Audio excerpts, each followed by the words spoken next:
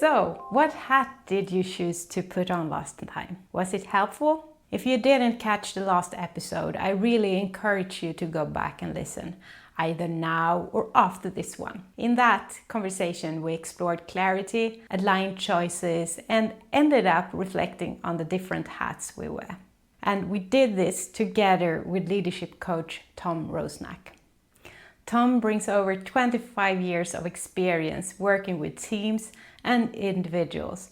He has a wonderful way of connecting the inner and outer aspects of leadership, from your voice to your impact, and from your intentions to the momentum you create. And all of it beautiful, rooted in the story of Acres of Diamonds. A powerful reminder that what you're searching for might already be within you. So, hats back on, curiosity turned on. Let's jump right back into the conversation with Tom. I'm Hanna, your leadership coach, and this podcast is your confidence boost in color. Let's go. Now we talked about a bit of clarity, vision, and values. One thing that I think it's also alignment in the sense that it's around identity. I have been working with that word now for, I think, at least 2 years, like trying to see from different perspective. From first, I really thought it was just really a hard one. I never understand it, etc. But the more I go from different perspectives, I think it's a rather interesting word, identity, in that sense. What is your relationship around identity in your work? Yeah. So this is interesting. I think of a polarity. And in this polarity, there's both under identification and over identification. And what I mean by that is you are a whole being, and you could be a wife, a mother, a friend, a teacher, a podcast host, and all of those things aren't who you are, but are expressions of who you are, different expressions. And so you play different roles. And since we brought the hat out, you wear many hats. And so I have a caution and an encouragement. And so in our culture, we've suffered from over identification, particularly around race and gender. And even what we do now, it's a marketing thing with demographic, with age. We too much say, the Gen Zs and it's human beings. And I read ancient scripture, and human beings haven't changed as much as we thought they have. We still have jealousy and anger and all of the things that those characters 2,000 years had ago, and we struggle with this.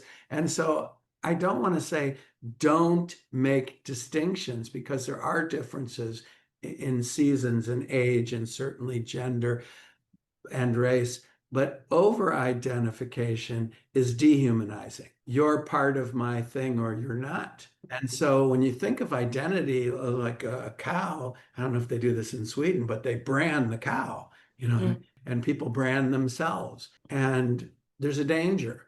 But then if you say, okay, well, that's dangerous, don't do it. Well, you can't navigate life without identifying. I'm consciously aware that I have a certain experience.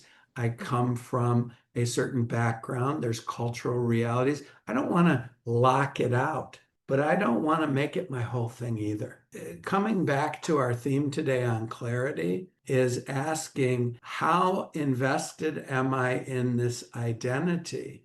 I mean, there's less today, but there were males that if they lost their job, they would feel like they're nobody. And now, because people change jobs 7 times, it used to be they came out of high school and they stayed pretty much at the same company, and they get these promotions, and all of a sudden they get laid off and they're lost. So I would say pay attention to your identity, but remember, you aren't your identity. You are a human being, and all of that what that means, body, mind, and spirit. And yes, you might be Swedish, and that's helpful, and we can have fun with that. And you might be a wife, and we could go down the list of your. So it's meaningful to a point in understanding you. It's not the soul of who you are. Most of our identities are pretty much given to us. And then we go to the opposite extreme in our culture that you can just create whatever identity you want. That's a lie too. No, you really can't. There are realities, objective realities within the identify. And for me to identify as a National Basketball Association player is a worthless pursuit. I can put NBA on my shirt. It's like, no, short, fat, white guy who can't move and old. No, not NBA. And that's not negative thinking. That's to say we want to paint on a canvas of possibilities, but we want to be in the real world too. There are limitations and they're not negatives. The more I think about this is like, yes, we all have different gifts and skills and such that we have. Some we have practiced and some we don't have, so to say. So that is a lifelong learning, the identity. I think I never will really understand my full identity during my lifetime. I guess I'm getting better and better each day. Well, seeking it is good. I just want to caution you that all of your quote identities you transcend, but they include those. You're more than that, beyond that. And these identities are stepping stones in your path to clarity. But I just want that caution to stay in there because you aren't those identities. They're part of you, but they aren't you. And I think it's the better I'm becoming to separate performance from, so to say, identity, in that sense that performance for me is more like a role, like I'm CEO or something like that. That is performance for me more. If the better I'm better at separating those from who I'm really am, truly are, Hanna, so to say, the more joy I have in that sense, the more relaxed I am who I am. And then I think I'm more the true self, the authentic part of me. At that time, I'm showing more of that authenticity instead of playing a role in that sense. Yeah. So I hear that, and it's very lovely. And I would just say you are investing who you are into the role. And so it's reversing the order. Instead of the role defining me, you're taking your definitions and investing them in the role. And that's qualitatively different. It's who's the master, same thing with money. Have a relationship with money. Is money mastering you or are you mastering money? Is your role mastering you? And it's a mixed bag, which is why you need clarity and alignment. And it's not an event. One day you look and you say, I was making progress here, but I was swept up in this.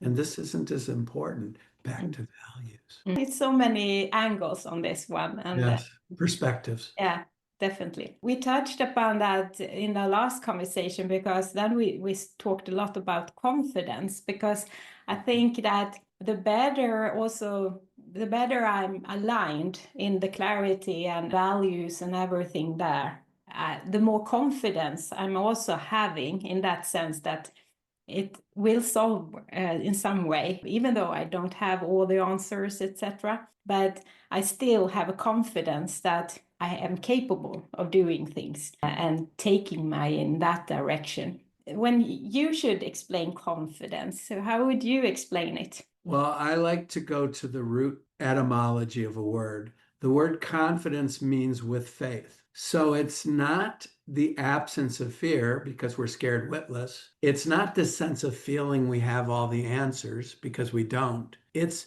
believing that what you do matters. And if you wait till you have all the answers or you know how to do it well, we're not going to get your podcast. We're not going to get your acronym. We're not going to get all that beauty you bring because you didn't know. You had a movement of the heart and you started before you were ready. And some of the things you did not work. So the question is, there is an emotion of confidence, but that comes only after you have the skill.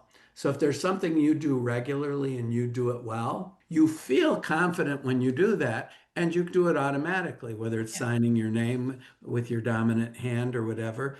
And that's confidence on one level. But the kind of confidence you're talking about has to come before we feel confident. Like you weren't confident you were going to pass that exam. You didn't feel confident. And so the kind of confidence that that we're talking about is a decision, not an emotion.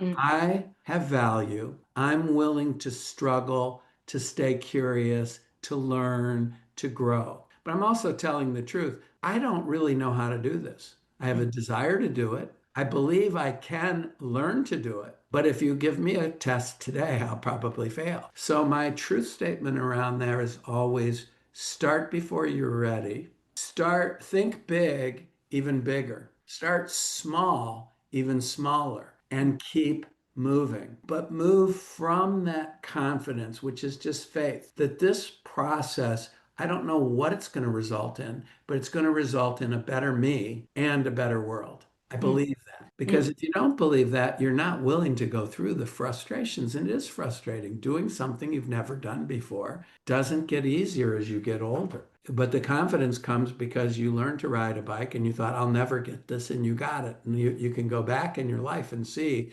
everything you do fairly automatically at one time you learned. So you must know how to do that. Driving a stick shift is what I used to use as an example, but a lot of the young professionals have never driven in a stick shift. But enough of the audience has to know the first time you do it, you don't just put in the clutch, put it in first, put in the clutch, put it in second. It goes, and I said, well, wasn't that frustrating? They said, yeah, but I wanted to learn how to drive. And I said, why? Well, I wanted to be able to leave my parents and take my girlfriend on a date. So the desire that makes the person learn is bigger than the fear. And they do have fear that says, oh, what a clumsy teenager you are. You can't drive a stick. Well, I'm mm, going to learn. So that is this process. So if we feed the desire, the frustration's still there, but it's less debilitating. Okay, so you're not very smooth. And then I mm. said, did you get to a point when you could tune the radio and shift the car at the same time? And they said, yeah. Well, when were you really confident? When your dad was saying, you're never going to learn this, kid. But you said, yes, I will, because I want to get away from you. So I use that example because that's it true in any learning. If there's not a desire moving you forward, Mm, the awkwardness and the clumsiness, especially with public speaking. Your knees are knocking and your voice is trembling, and you're afraid. You're remembering the fourth grade teacher that was standing there, and you're like this, like a little kid. You've got to invest the belief that I have something to say and I can learn how to say it more smoothly. But today at 9 o'clock, I'm going to have to be willing to say it like that. That's confidence. And yeah. so your acronym helps to break it down into components, but it's really coming from that core belief that there's a painting in me of multicolors and that the world will benefit from having it. And I have to learn how to apply it in the messiness of this newness. I'm right here now teaching my oldest daughter how to drive. We are doing It's that. frustrating for both parties, and it's part Exactly. of life. It's part of It's graduation. It's not it's a smooth. lot of practicing for a mother as well. I can say you Yeah. how to Well, so you're explain. practicing patience Exactly. because you believe in her and you know she'll get it. Yeah. But today is not pleasant. And she's like, just leave me alone, mom. It's like, no, I can't leave you alone. And that takes, and so, yeah, it's a dance Yeah, and exactly. it'll And I work. think it's confidence in both of us has confidence that she will make it. She will come Yes. there, and then she will learn. And it's good in that sense that you are too, because sometimes you can feel like you are a bit lost and not confident enough, so to say. But having someone besides you, with a coach Yeah. or anyone else, that will also infuse that confidence sometimes when Yes. doubt. You will give her the support she needs, and it won't feel like support sometimes in the moment. When she steps back, she knows mom is helping me. But in the moment, mom is pestering me. Mm. That's how it feels. With a supervisor, take it out of the mother-daughter role. With a coworker, cross-functionally, the beginning of a difficult conversation is they want to be left alone and they want your help. And both are true, but it's like that. Like they want your support, but they're like, get away from me because you're pointing out things from your experience you see they don't see, and they don't want that. So they're shutting the door, they're opening the door, they're shutting the door. And that happens with whoever you work with. And I think that is Also, if you're working in an organization as a manager or such, it's the constant that too, because someone, you maybe know something really good and you're skilled in that. That's why you became a manager, maybe because you have done something really good and skilled in that. And helping others to learn that, sometimes you need to actually instill that confidence in them instead of telling them exactly how to Yes. constant. And letting them have that awkward moment with the stick shift, Yeah. as it were, if we stick with that analogy. Yeah. Learn to use the clutch. And you could do it quicker yourself, but then we can't expand. If someone new doesn't learn it, then you got to keep doing it. And that's what happens when managers are micromanagers. If it's going to be done right, I have to do it myself. Well, then why have a team? You say that momentum is a choice and a process, and I think we are touching it a bit on how we are talking here. But can you elaborate a bit more about that? Why it's a choice and a process? Yeah, so first we say what the stuck state is. And the stuck state is when our energies are competing and not flowing in the direction of what we talked about before, our highest intention in this project or this initiative. And so that drains us, but it doesn't move. The best way to illustrate it, since we're on cars, is one foot on the brake and the other on the gas. And if we turn up the gas, we get a lot of noise, but we don't really get smooth movement. So the process has 4 dimensions, and they're not steps, because steps imply you go 1, 2, 3, 4, then you're at the top and you're done. It's more like a wheel, but at the center, true north is always your dominant intention. And so we have practices to constantly reconnect to the energy of that intention. Then the second dimension, so we don't graduate from one, we keep going. That's true north, that's our compass. Second dimension is we make a plan. But different from your strategic planning or your business planning is it's not a set sense of having figured it out and having this plan. Keep doing that kind of planning. I don't say stop that. But the momentum piece is making very clear agreements that are within your control, because so much of it is outside your control. What can I do right where I am with what I have? And you make that agreement and you do that as best you can from this energy that we talked about before. And the third dimension is managing your agreement. High performing teams have a higher level of agreement than lower performing teams. They're not smarter, they're not better human beings, they're not more gifted, but they just reach this level of agreement. So whether I'm working with an individual or a team, we're looking at raising the level of agreement. And the way we do that is we take each agreement as sacred. It's within your control, and you can only do a few things with it. You can keep it, like I told Hanna, I'd be here at 10 Central Time, or you amend it, which is you say, my wife went to the hospital and I have to reschedule that, or you break it. And if you break it, you clean it up. And the way you clean it up is by making a new agreement and keeping it. And this happens all the time. The fourth thing is you dissolve it. Sometimes you make the wrong agreements. But if we focus on the first three, we're in good shape, because what we can do is we can exercise our agreement muscles. Commitment is internal. Nobody but you and God knows your level of commitment. But agreement is external. You say you'll show up, you show up bright-eyed like you are this morning, and we build on that. And so managing agreements is the currency to raising your level toward your highest ideal. And you start right where you are with what you have. And sometimes amending agreement is making it smaller. I haven't made sales calls in 10 years and I say I'm going to do 100 a week. Well, if you haven't done any in 12 years, we suggest you start with 5. It's like it's understanding where you are. In the physical realm, that would be push-ups. You haven't done them in 30 years and say, well, I used to do 100. Well, yeah, you were 24 years old and you weighed 124 pounds. We suggest you start with 1. Is 1 push-up enough? Well, yeah, if you haven't done it in years. And they say, what would it take to double it? And all of a sudden you got 2. So momentum is a process, and it's so simple. And the fourth dimension is just asking for what you want. And what the coach helps you do is see the number of ways that we think we're asking for what we want, and we're actually asking for what we don't want, but we don't even know it. Can you think of an example where you're not asking for what you want, but asking for what you don't want?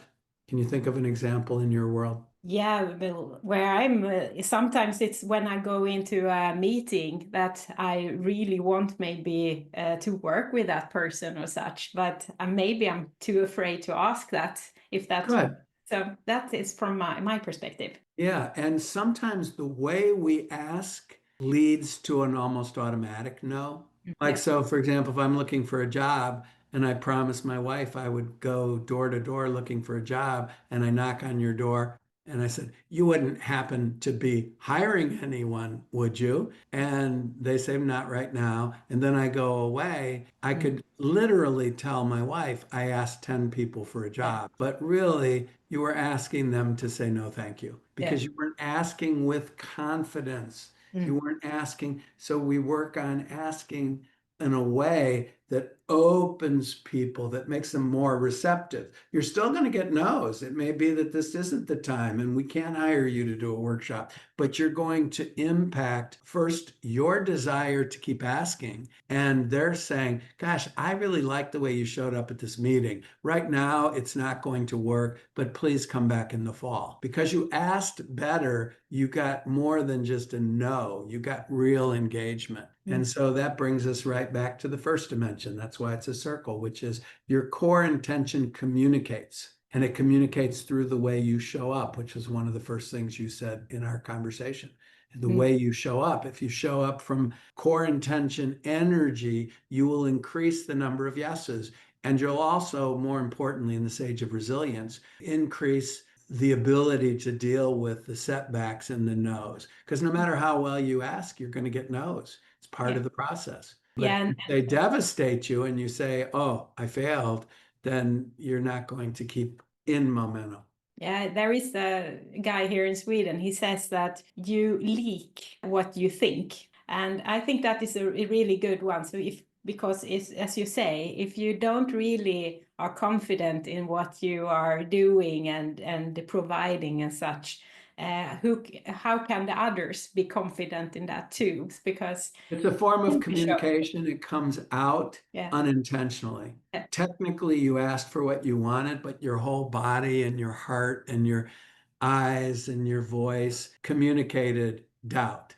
Yeah. And they might not have consciously said, well, she's not very confident, but they pick up on it. And I think those people that are really good in, so to say, showing really that I say this and I show it with who I am, how I do it, they are more trusted, even though that we don't agree on things. I still trust them more because they are Yes. aligned in what they do and how they do it. And even You're though, more receptive, yeah. more open, and then the right ask will meet what you need, and then you'll say yes. So, and I think that is coming back to the value part. I think organizations, they work a lot around values and how important they are together with the vision and so on. But I think they need to learn even more on how to express and show the values in their daily work, because I think that will build the trust going forward as well for that organization and with their clients and within the organization, if the leaders and the people working there really have alignment in the values and vision and so And on. how are they demonstrating it? You're right. How are they demonstrating it? Not Yeah. just are they saying it, how are they demonstrating it? I had actually at one of the companies I worked on for a long time ago, there were two guys, two new senior leaders. They were presenting themselves in front of us all. And both of them said that, oh, it's so important to listen on each other. By listening on each other, we learn together. And later on, I met both of those guys. I had asked one question around this, and the first guy, he said, oh, it was you that asked these questions. I'm really interested to hear more about this. And he really looked interesting and interesting in what I said and so on. So I really felt like him I can trust. The other guy, he was looking somewhere else. And I said to him that I have a suggestion on improvements here. You wanted to hear? Oh, no. I don't have time. I know what to do. So it was really easy to understand that I don't trust him. I trust the other guy. So Yeah, if I had good something to example. talk about, I went to him instead. I don't. I think both of them, they were not aware of what they were doing. And so what you describe is what we call paraverbal communication. So we have verbal, nonverbal, and paraverbal. And we pick up the paraverbal. We often can't articulate it. Like there's some people that just rub you the wrong way, and they might not be able to describe it looking at the cell phone, not giving me eye, but they felt it. And Yeah. that's paraverbal communication. It was nothing they said, it was the way they showed up. And really, a lot of executive presence, which I also teach, is about paraverbal communication. And is it aligned with the verbal and the nonverbal? And there's our clarity and alignment again, but it comes out subconsciously less than sometimes they couldn't even tell you. I don't know what it was about that guy, but I just didn't trust him. It was often if you had a transcript of what he said, he would have said the right things. My team is important to me, or whatever the script is. He got it right, as far as the verbal. But Yeah. we said, no, he doesn't care about his team. We picked up Mm. Mm. the form of communication. That's why you need a coach sometimes, actually, to pick those up, because maybe you don't see it themselves. It's just there of automation, something you have learned from something Yeah, else. and you can change it once you're aware of it. So Exactly. we always in our work with the Leadership Beyond, we start with self-awareness, then we move to self plus others, and then only lastly, self plus others plus work. Yeah. Because in life, there's a tendency to throw warm bodies at the work. We have Mm. a problem to solve. Maybe Hannah can do it, maybe Joe can do it, but it's not thought out. Mm. And we want to be much more, or it's only thought out in terms of competency, which is important. She can do it, but we need to ask, should she do it? And that was that example of the manager. The manager could do it, but the team wouldn't develop. So if the manager just did it, well, you have an individual contributor again. And so it's becoming more strategic about the employment of human resources, human capital. I think we are in that sense now ending this conversation a bit, but I think it was a good ending of it, because it starts actually from where we began, in that sense that it's you that are steering, you are the leader. It starts from yourself in that sense. And I call it, when I'm doing in a corporate world, when I'm doing personal coaching, I don't, but I call it your inner CEO. Mm. Because when you think of what a CEO is in charge of, Yeah. it's connecting to the vision, it's influencing the people to share the vision and to execute in it on the vision, but it's also allocation of resources. So when we're looking in the mirror, it's a question. I have 168 hours this week. This is my top value. How am I going to schedule my time to make space for this value to show up? And busy isn't going to do it. And then you have all these inner brats on the rocket ship. The voice of the appetite says, I'm hungry all day. And the voice of security says, oh, you'll never do that. Hide under a rock. And so the inner CEO has to work with all those inner brats to show up the way she chooses to. So maybe that is the cue we should, or the question we should give to the audience today, the listener here. If you now are the inner CEO of yourself and the company you're working on, maybe, what is the one decision you will take, and what one action you will take this week going forward? Just a simple one. What can you focus on that actually? Yeah, what can you do right where you are with what you have?